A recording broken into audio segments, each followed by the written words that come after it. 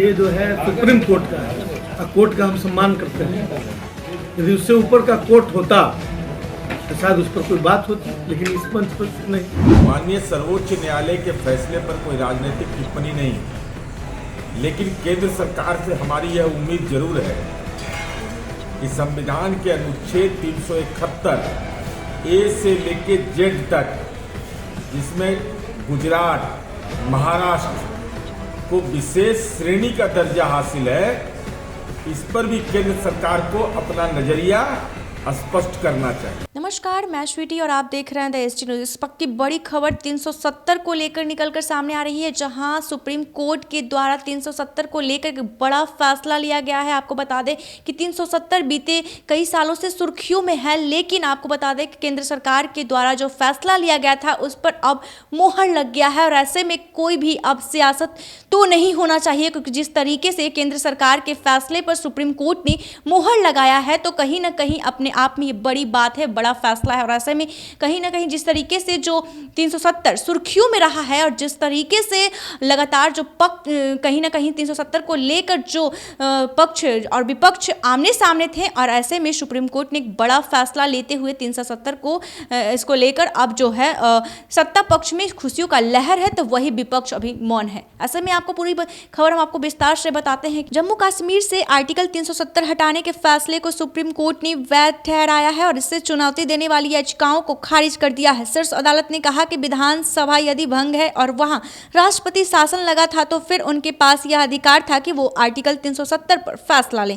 Chief justice ने यह भी कहा कि अब इतने सालों बाद इस आर्टिकल को हटाने की वैधता पर चर्चा करना गलत होगा। यह बहस अब मुनासिब नहीं है। सुनवाई के दौरान अदालत ने राज्य का दर्जा बहाल करने और चुनाव कराने से लेकर कई अहम बातें कही है। ऐसे में आर्टिकल 370 को हटाने की प्रक्रिया संवैधानिक तौर पर सही थी। राष्ट्रपति के पास उसे हटाने की शक्ति निहित थी, क्योंकि विधानसभा भंग थी। इस फैसले के लिए विधानसभा की सहमति जरूरी नहीं थी। चीफ जस्टिस की अगुवाई वाली संवैधानिक बेंच ने कहा कि आर्टिकल 370 एक अस्थायी प्रावधान था और यह ट्रांजिशन के लिए ही था। अदालत ने कहा कि जम्मू कश्मीर की कोई संप्रभुता नहीं थी। राज्य के जब भारत के साथ विलय हुआ तो उसने अपनी संप्रभुता को भी भारत में विलीन कर दिया। आर्टिकल 370 हटाने को लेकर कोर्ट ने कहा कि हम इससे कोई संवैधानिक खामी नहीं पाते। इतने सालों के बाद इस फैसले की वैधता पर बात करना मुनासिब नहीं है। अदालत ने साफ कहा कि आर्टिकल 370 एक अस्थायी प्रावधान ही था। इसे विलय के प्रावधानों को लागू करने के लिए लाया गया था। फिलहाल जम्मू कश्मीर से अनुच्छेद 370 को निरस्त किए जाने के केंद्र सरकार के फैसले के खिलाफ लगाई गई याचिकाओं पर सुप्रीम कोर्ट ने सोमवार को फैसला सुना दिया है। इस दौरान चीफ जस्टिस DY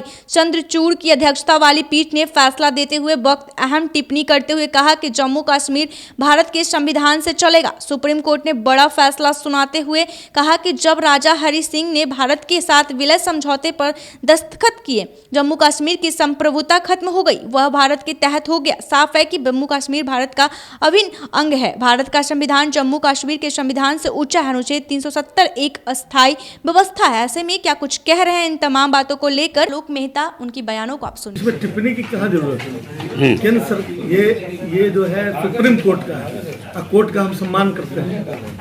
यदि उससे ऊपर का कोर्ट होता तो शायद उस पर कोई बात होती, लेकिन इस मंच पर नहीं। वो बिल्कुल लीगल मामला है, उस पर उसके आगे बात हो सकती है, लेकिन सुप्रीम कोर्ट अंतिम कोर्ट है। इसलिए जो बातें हैं कोर्ट की टिप्पणी, कोर्ट का जो वर्डिक्ट है, वो सबको मानना है। माननीय सर्वोच्च न्यायालय के फैसले पर कोई राजनीतिक टिप्पणी नहीं, लेकिन केंद्र सरकार से हमारी यह उम्मीद जरूर है कि संविधान के अनुच्छेद 371 ए से लेके जेड तक, जिसमें गुजरात, महाराष्ट्र को विशेष श्रेणी का दर्जा हासिल है, इस पर भी केंद्र सरकार को अपना नजरिया स्पष्ट करना चाहिए। तो आपने साफ तौर पर सुना कि आलोक मेहता ने सीधे तौर पर कहा कि हम कोई भी सुप्रीम कोर्ट के आदेश का सम्मान करते हैं, कोई भी टिप्पणी नहीं करते हैं, क्योंकि जो भी सर्वोच्च न्यायालय जो फैसला लिया है वो सही ही होगा। ऐसे ही तमाम खबरों के लिए देखते रहें द एसटी न्यूज।